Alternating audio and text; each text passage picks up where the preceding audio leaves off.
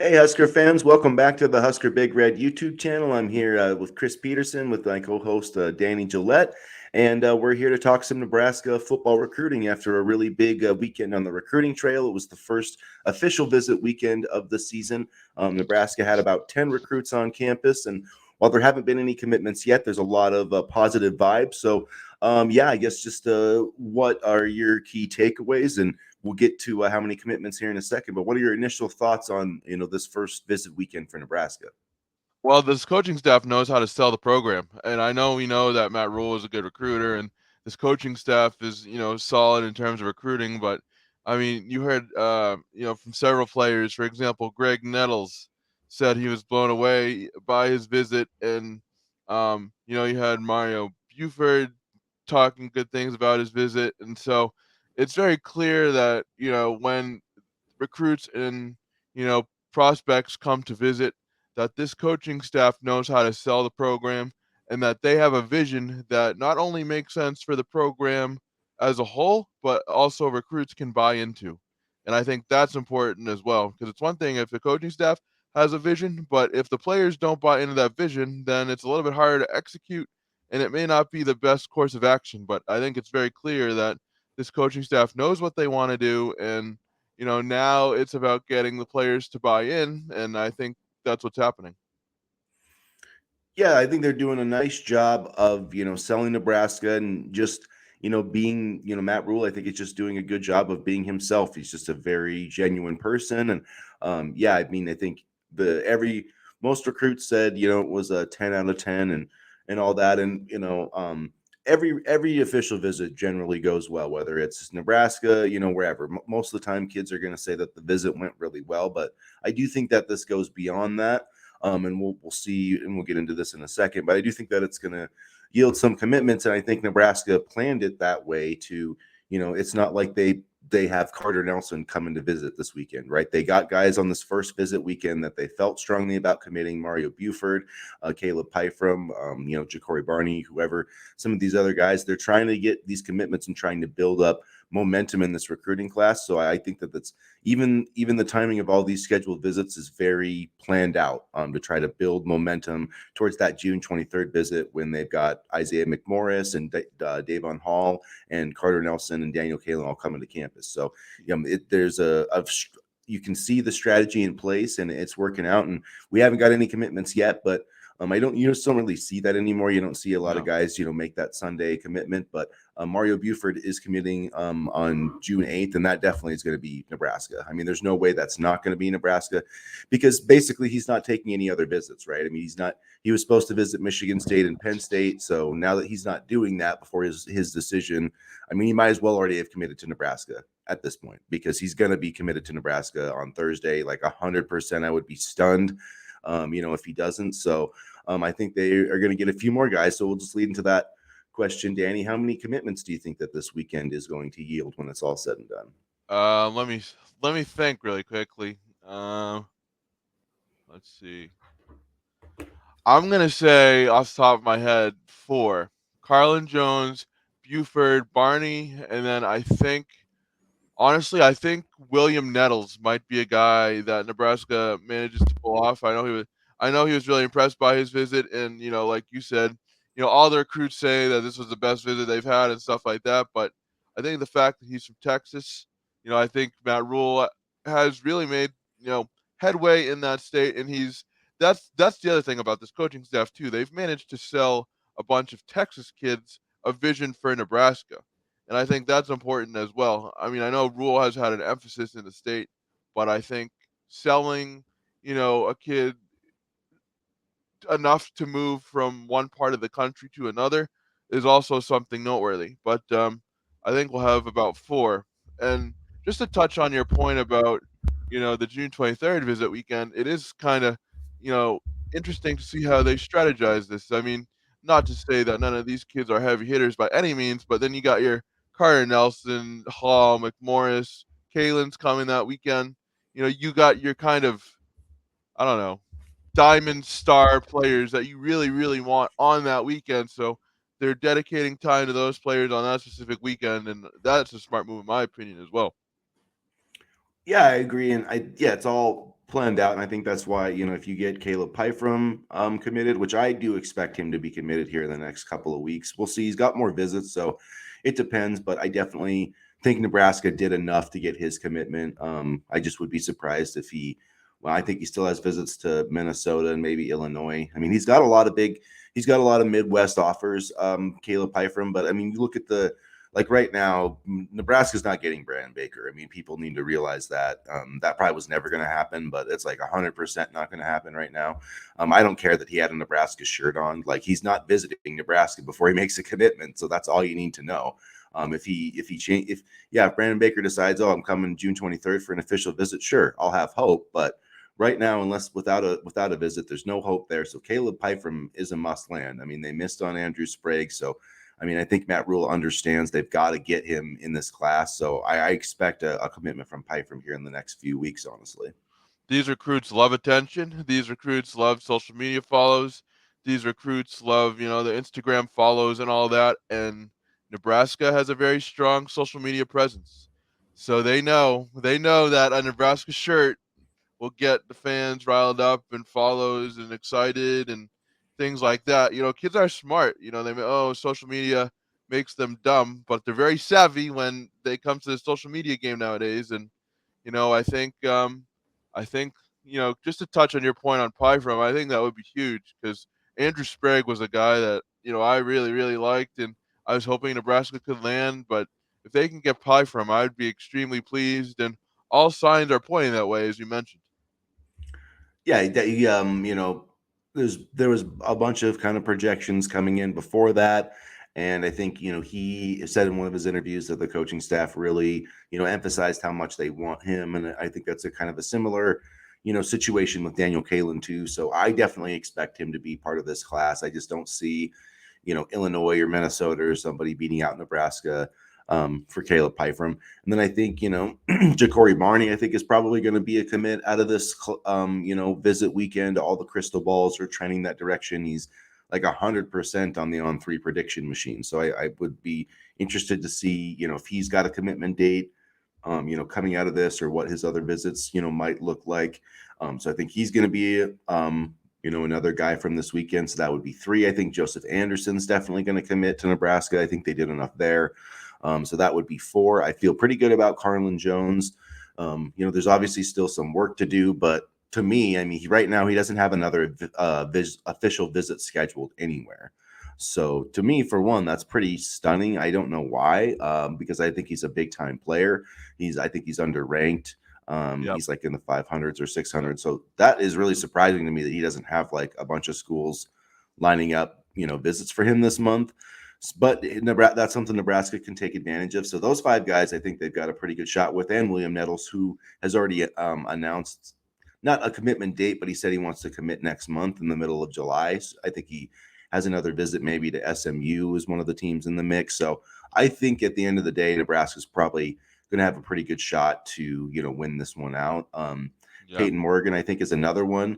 Now, I don't think he's going to commit anytime soon, but he did say he was going to come back, which would be maybe a visit for like the fall. There are visits you can take in. Teams usually have get-togethers at the end of July. There's like a final weekend, so it could be something like that. Like a barbecue weekend or whatever. But it sounds like he might come back for a visit there. So they did a really good job. I think 5 commitments. I think they're going to probably get more than 5 from this weekend when it's all said and done. But I think at least 5 is a pretty conservative number at this point. Yeah, and if I'm a recruit, I don't want to come back for necessarily a barbecue weekend. I want to come when all the fans are rowdy and excited on a game day. I want to see that atmosphere. I mean, it's not something that you truly fully grasp until you experience it, and I think recruits know that as well. But yeah, no, I think Carlin Jones. I was just watching some of his highlights yesterday, and boy, we've struggled to develop consistent defensive lineman production over the past couple seasons. Jones would be a nice get for that position. He's very agile, quick on his feet. He can collapse pockets, get pressure. So landing Carlin Jones, I think, just from a positional standpoint, would be would be a really really good get for the program because in my opinion, they need to start developing actual defensive linemen and not rely solely on the transfer portal for production. Yeah, definitely. I think he is somewhat of a tweener. I may be wondering that's what his kind of is up with his ranking. If people aren't sure if he's going to be a defensive tackle or a five technique or an edge, but he can rush the passer. He's really raw. I see him just win a lot with speed and power, not with a lot of like pass rush moves. So I think that he's got a lot of potential, and his best future or his best football is ahead of him. And I mean, the visit went really well. And Terrence Knighton, yeah, was tweeting about that. I don't know if that's Joseph Anderson, or it could have been. That's the thing, is it could have to do even with Mario Buford. I mean, we don't really. It doesn't necessarily have to be his position per se. That he's excited about, but I think that in terms of the two guys that he had on campus, Joseph Anderson and Carlin Jones, I definitely would say that Nebraska is the leader in both of those recruitments. We haven't seen anything from Carlin Jones in terms of like crystal balls or expert projections or whatever, at this point. But I would definitely think some of those are going to be coming, in the next few days. That would be my prediction. I could be wrong, but it really seemed like Nebraska hit it out of the park. And with no other official visits on the schedule, it seems like they really have an opportunity to, close out that commitment as well. Yeah, absolutely. And I think Carlin Jones kind of flew under the radar a little bit, like you said, and I think this weekend has a chance to be really productive, and it's good to see a bunch of commitments at this point in the in the calendar year, because it used to be a slow time of the year when everybody was just kind of chilling out, relaxing, waiting until the season starts before making any decisions. And now that's not the case. Now it's recruiting 24/7, 365. So it's good to see the staff kind of continue to make inroads in certain places. From to Bay City, Texas, to Miami, Palmetto, to try to get those players and try to get a pipeline with those schools, building connections with those schools.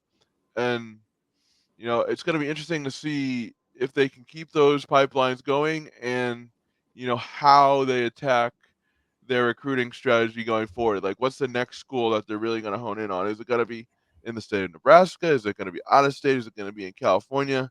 What's the next school where they can find some sort of place where they can go to and say, okay, I know we can at least get one kid from this school. Because if you can get a couple schools on your board, so to speak, then that helps as well. Yeah, definitely. I think that the biggest takeaway, I guess, for me coming out of this weekend is that Matt Rule, actually just has a recruiting strategy, and the Huskers are, executing that. And you saw Steve Wilfong come in with some big predictions for Barney and Buford, and I tend to put a lot of credence, in his predictions. I mean, I know a lot of people gave him criticism over the Raiola thing, but he ended up being right about that. And when everybody said he was wrong, he was right. So, I mean, I think we should give credit where credit's due there. So, I mean, those are big predictions, and yeah, I think they're putting up guys on the board, and I think Nebraska's going to have a big month. I think it's going to be, I would say they're going to rack up 8 to 10 commitments, within the next month, into the middle of July. And then you're going to be sitting at, 16, 17 guys, and probably try to add a few, during the fall cycle. I think about 20. I just don't see Nebraska really signing 25 kids, but we'll see. Matt Rule might really want to invest in the high school recruiting after, the past few years. But I do think that the program does need to take advantage of the transfer portal in a lot of ways, because there's only, there's a, we'll see, depending on where things go, but you only Right. want to take so many, you don't want to take too many gambles on prospects. But I mean, you look at like Joseph Anderson. I mean, he's 6'5", 210 pounds, and he long jumps 22.6. Yeah. He's triple jumping. I can't remember what it was, 46 or 40. But I mean, 22, that's like insane. That's like, I know guys that, I cover high school sports that do jumps like that, and they're like wide receivers and DBs, not defensive linemen that are 6'5", 210. So that tells you why, Nebraska's interested in him. And with some of these kids too, that's why they're doing so many camps. It's about getting the evaluations and seeing, what's out there, and getting those raw guys before, the other big schools offer them. Because Nebraska still is a big name. And when Nebraska offers somebody, it still is a big deal, especially if you've only been offered by, like SMU, or, Yeah. I'm not trying to take shots at those schools, but, No, I get what you're saying. Nebraska's still, it still carries some weight. I'll just say that. And then when you get kids on campus for the visit, like it's still a big deal, and I think they're doing a good job of taking advantage of that and just selling Nebraska for what it is.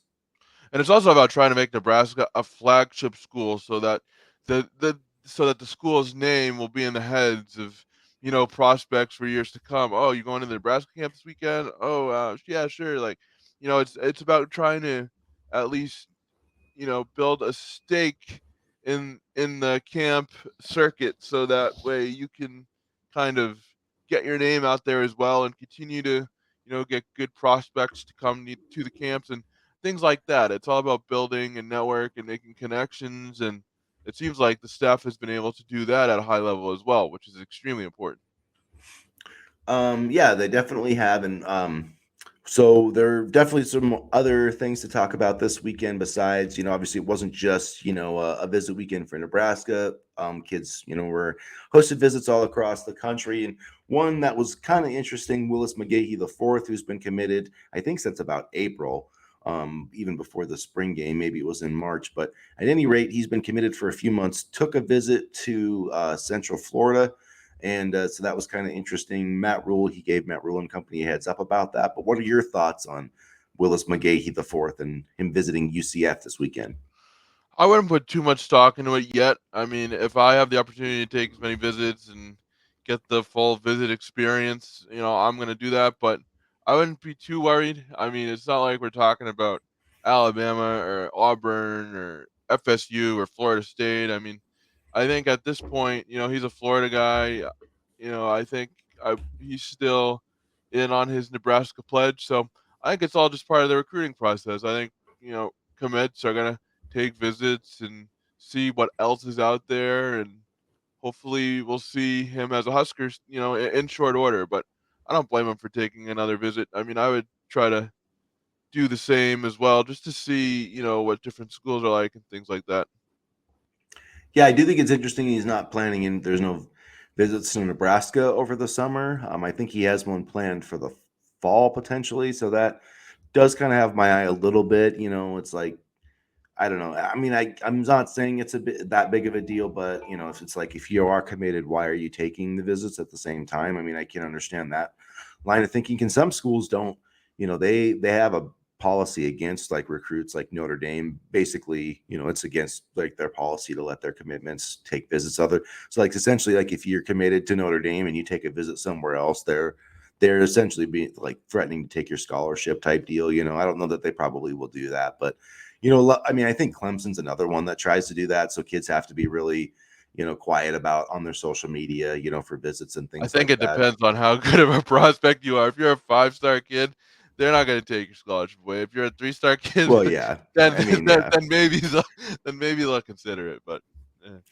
Yeah, I mean, definitely for sure. So yeah, I mean, it'll be interesting with McGahee. He's a solid prospect, but it is Florida to Nebraska can be a big change for somebody. Yeah. So I don't know, and UCF is in the Big 12 now, so they are a Power Five, program if you want to call it that or whatever.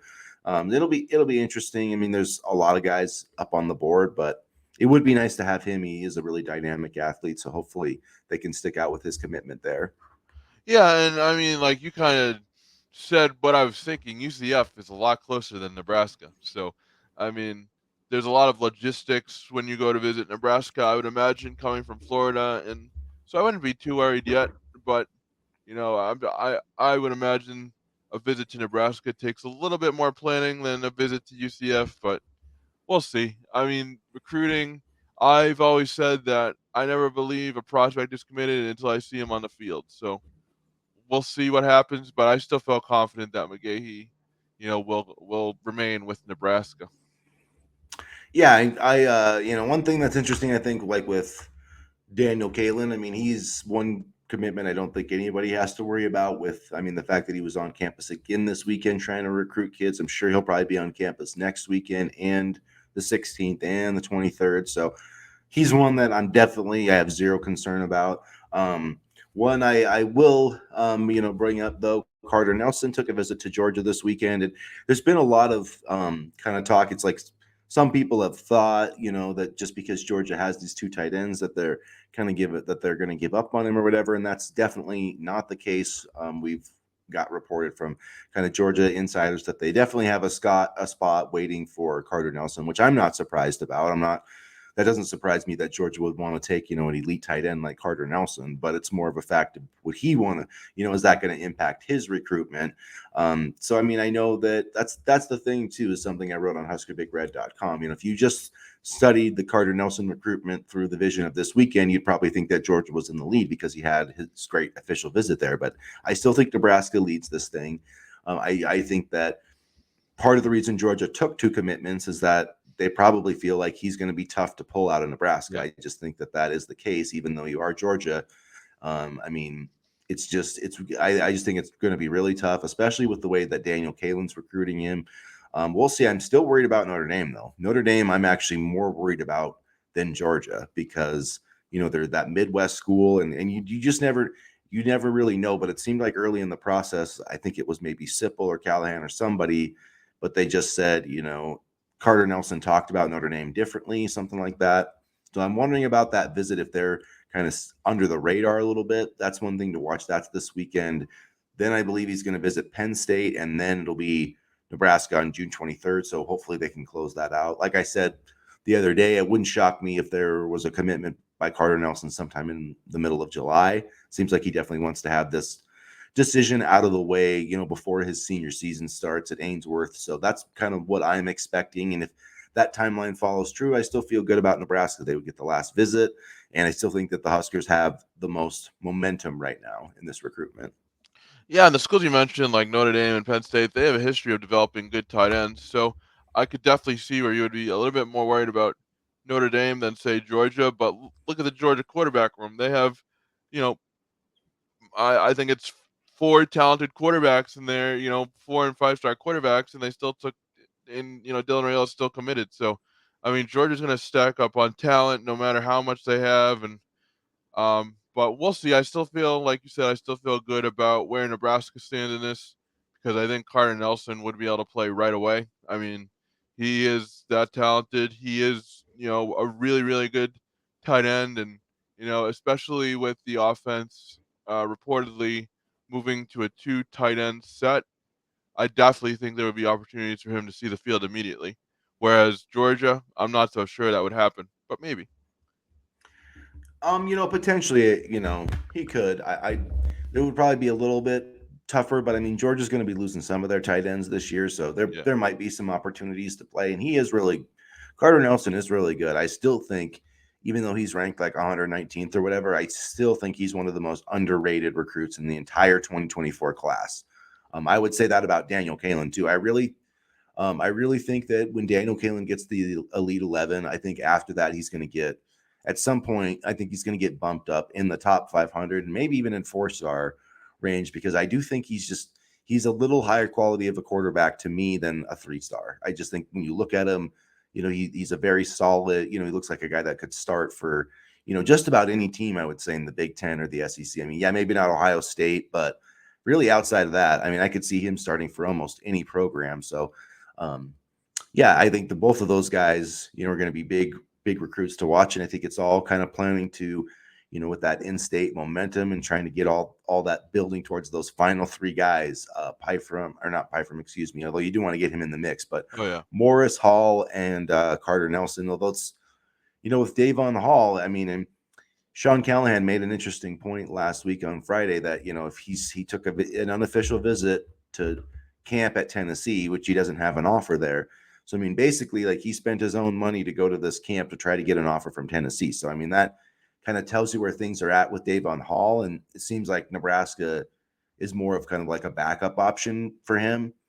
I think it's a pretty good one. It still might be where he ends up, but it does seem like, he's trying to get, out of the state maybe. So I don't know if I still have questions whether he'll wind up as part of this class, but I don't think that they necessarily need him either, I was gonna because, say, yeah.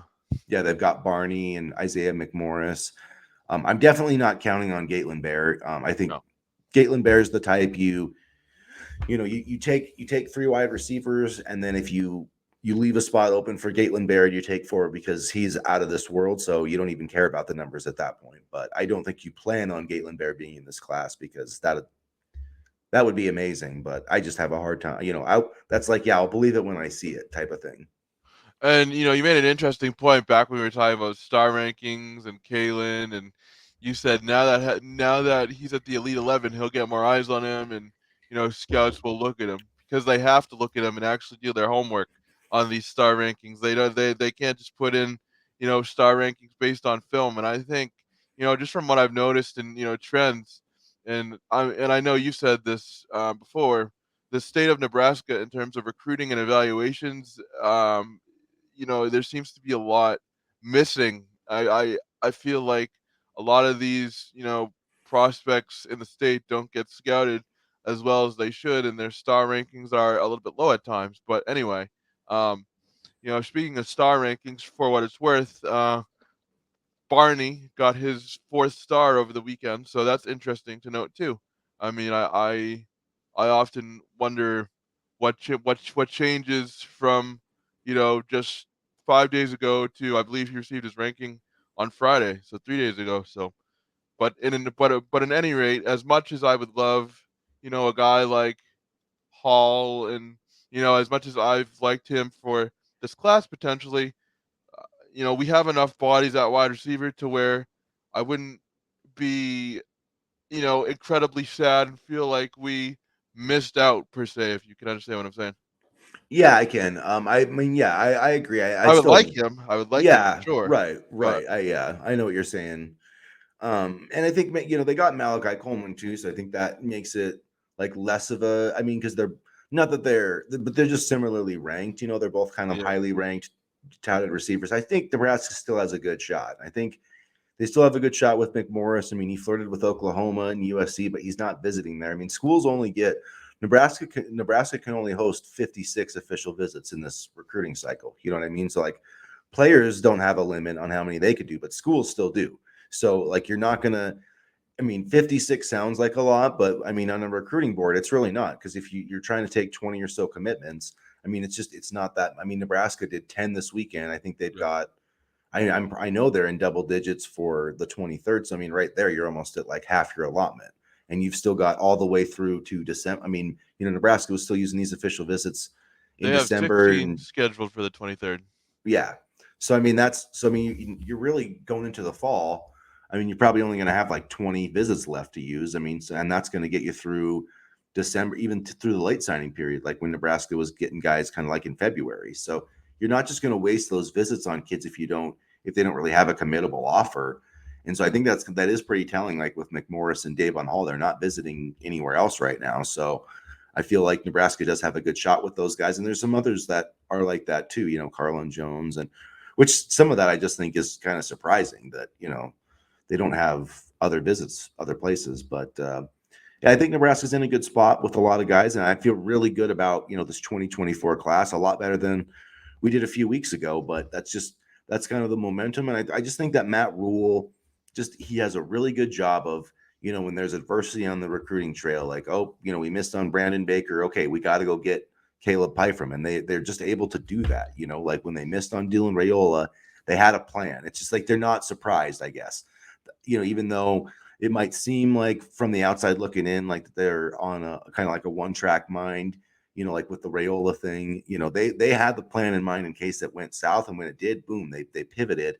And we've just seen that so many times that it really is, I just one thing that stuck out to Matt Rule is like, he says we want to win every single day, whether that's recruiting or whatever. And he really lives that, I think. And it's like when something bad happens on the recruiting trail, like the Huskers really bounce back and they find a way to get that positive momentum. And I just think that Matt Rule really understands that when it comes to recruiting, especially in this new age, perception's reality.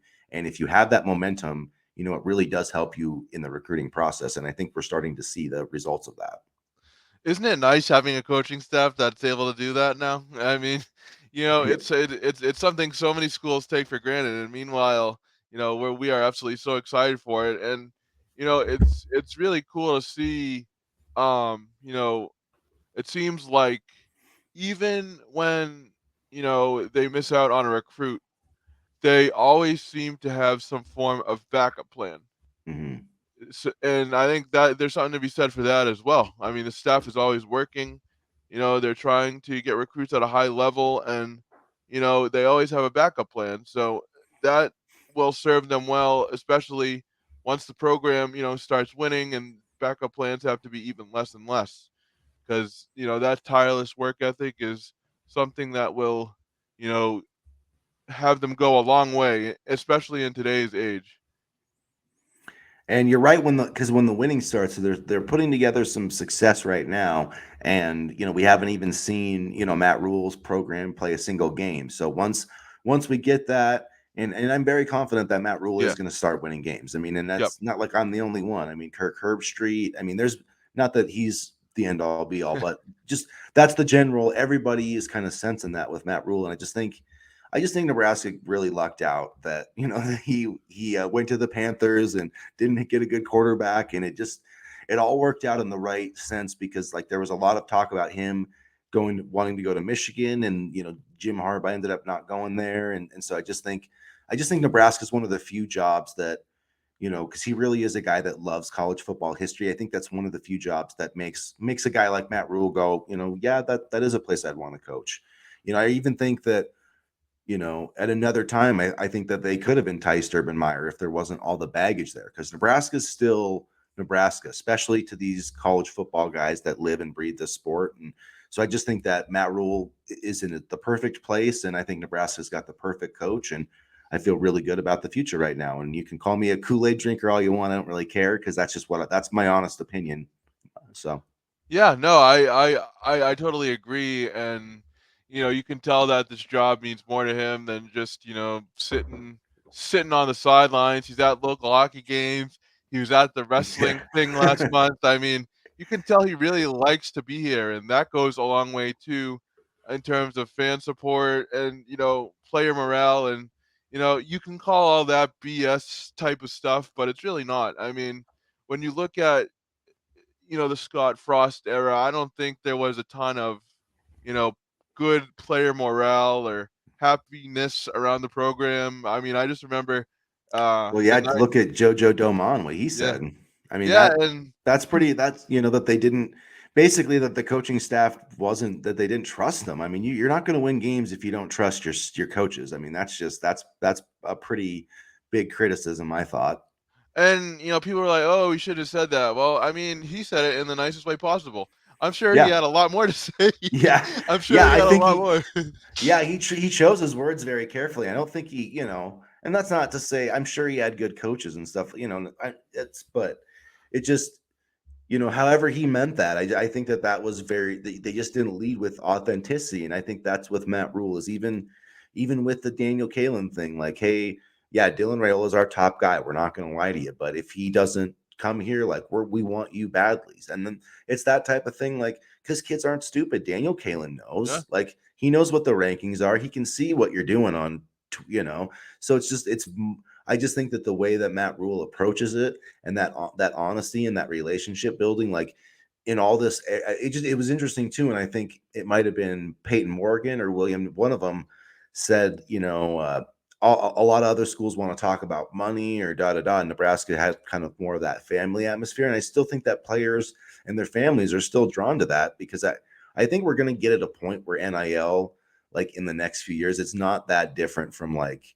you know, every school is basically going to be offering the same things. You know what I mean? yeah. I don't think it's going to be like, oh, you go to Oregon and you get a drastically different package than if you go to Nebraska. I mean, there'll be some differences, but I don't think it's going to be such a drastic difference that the other parts of recruiting aren't going to matter. Because also, as NIL gets to be bigger and bigger, athletic departments are adapting to it too. I mean, we talked about it like a couple weeks ago. Nebraska hired an in-house NIL director, and so I don't think it's going to be like the Wild West too much longer, because I think there will be some self-regulation, so to speak, pretty soon. Every program will have an NIL director. There's probably going to be, certain parameters that are going to be put around certain deals and things like that. So I mean, people were worried about this affecting, the parity of college football, but I really don't see it that way in the coming years. And let's be honest, the parity of college football has sucked even without all this NIL stuff it's anyway. So, it's always so sucked. I mean, there's more parity now than there's probably ever been. I mean, outside of the top the creme de la creme. But yeah, Well, that's it's the always thing. been the top Alabama, teams. And Georgia in the national championship game, and yeah, everybody else gets to. I mean, Ohio State came close last year. Michigan, came close last year, but other than that, it's usually Georgia and Alabama. So I don't know how much worse NIL could actually yeah. make it in terms of evening the playing field. Yeah, and I think I read something too. It was about the Jaden Rashada thing, but it was like basically it was a quote from a source, but it was like nobody was ever really going to pay a high school quarterback $13 million, Yeah, and yeah, so that's what's going to happen is these you're going to have recruits that were like rated in the top 50 that got these huge NIL deals that did absolutely nothing, and so then what's going to happen is it's going to be the guys that are already on campus, and you kind of see that at Michigan. And like with Bryce Young, he was always Alabama's biggest NIL guy. And that's how it should be. The guys that are on the field producing should be getting the NIL. They're the ones that are driving the money for the school. yeah, I think it's going to be like with recruits, at least for Nebraska, I'd like to see like, hey, every guy gets like a $50,000, stipend for NIL. And these are the requirements. You have to, if maybe there was like a corporate partner or something. I don't know but that's what I think it's eventually going to look like, where everybody has like a base salary, and then certain people, like Jeff Sims or maybe Thomas Fedoni will hit big. If they have really good seasons, they'll hit the big money, but it's going to be like a baseline deal. I think that's the best approach, and I hope we'll get there at some point. yeah. And maybe if Carter Nelson commits, he can get some of that Get the money too. NIL. Yeah. Danny Dimes can get the NIL money. I mean, hey, if he leads us to wins, then he definitely deserves a piece of the pie. And I don't care who it is, whoever whoever leads us to wins can get a piece of the pie. At this point, we need to win. Yeah, for sure. I feel like I say that So, every show, but it's well, true. this year, hopefully we'll start to come to fruition. So, August, it's coming up. yep, we're I think less than like 80 some odd days till week 0. So we're less than 90 days away from Nebraska football. So get that into your calendars, folks. But Oh, it's on mine for sure. yeah. So at any rate, make sure we'll be wrapping up here, but make sure that you guys hit the subscribe button, hit the like button, get into the comment section. Let us know what you think about this big visit weekend, how many commitments, and Matt Rule's recruiting strategies. It's been a fun time to be a Nebraska fan. Oh yeah. And check out HuskerBigRed.com. We're going to have lots of updates, this week about all the recruits, and we'll be planning another episode for Friday. So check us out again as we prepare for what will be another interesting weekend of recruits next weekend. So for Chris Peterson and Danny Gillette, once again, check us out at HuskerBigRed.com. And as always, go Big Red. Go Big Red.